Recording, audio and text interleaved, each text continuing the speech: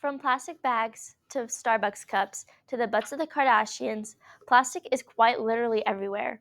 According to Visual Feature Beat Plastic Pollution, between the 1970s and 1990s, plastic waste generation more than tripled. This is an indication why we should ban or restrict plastic because of our stemming pollution. Today, we'll be going over the environmental effects of plastic pollution, the health hazards, and the possible improvement to the economy. While some would say that banning plastic would divert attention away from the real solution, while this banning or putting restrictions wouldn't solve our plastic crisis, it would be a step in the right direction and would also reduce plastic waste. So let's reduce, reuse, and recycle into it. Arguably, the biggest effect of plastic pollution is the environmental impact.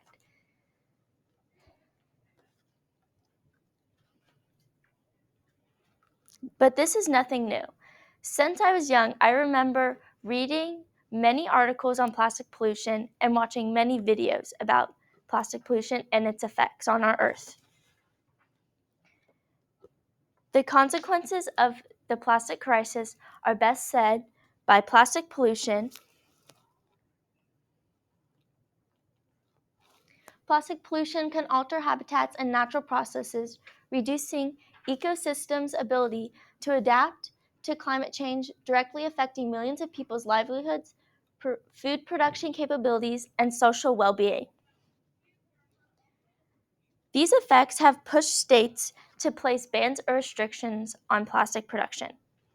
According to Kate Anderson, the first state to do so was California in 2014. This ban consisted of removing the common plastic bag from checkouts and replacing them with compostable plastic bags. Since then, there have been more than 10 other states that have put bans or restrictions in place.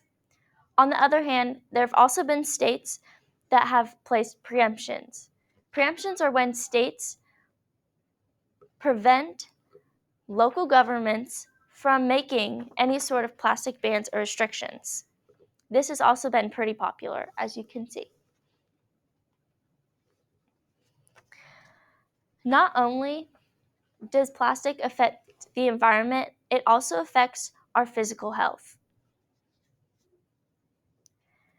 I found in my article that there are many hazardous chemicals that are used in the production of making plastic that can cause devastating health conditions like hormone-related cancers, infertility, and neurodevelopmental disorders such as ADHD and autism. Just one of the chemicals used to make these plastics is bisphenol A, or BPA. This is a commonly used chemical that is suspected of disrupting our hormone system and has since been classified as an EDC, or endocrine disrupting chemical.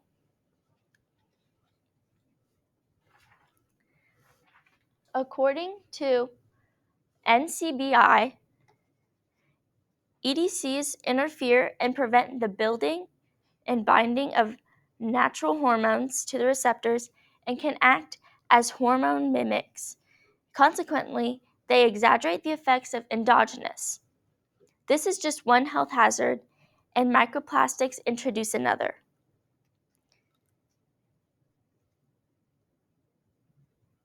The plastic pollution has spread and can be found in our food, water, and air. And this can hurt our health in the long run, as the smallest microplastics, or called nanoplastics, can spread to our bloodstream and then into other parts of our body. Studies on mice, rat, and fish have found that plastic can even spread to the stomach, the intestines, kidneys, the heart, and even the brain. And this is from Plastic Health Coalition.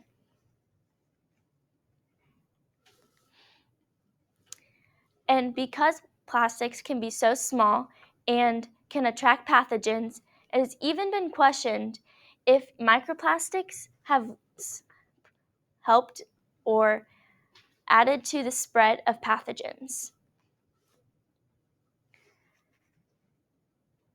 In order to improve the effects plastic has on the environment and our physical health, we should go to the production of the problem. Reducing or banning plastic would not only improve those factors, but also their economical benefits for both citizens and cities. One example for everyday shoppers is buying reusable bags. They're reusable, more durable, and of course, they're more sustainable and reduce plastic waste. Also, cities and businesses should also be in support of placing bans or restrictions, especially in places of high tourism, because in Geoji Island in 2014, they lost $29 to $37 million in tourism revenue due to polluted land and beaches.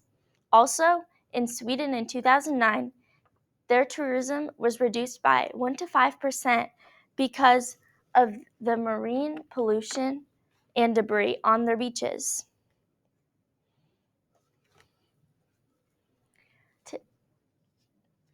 Because of the facts presented here today, it's clear that there's a strong and clear argument that plastics should be banned because of stemming pollution. Today we went over the environmental effects of plastic pollution, the health hazards, and the possible improvement to the economy. So, don't trash our future, say no to plastic.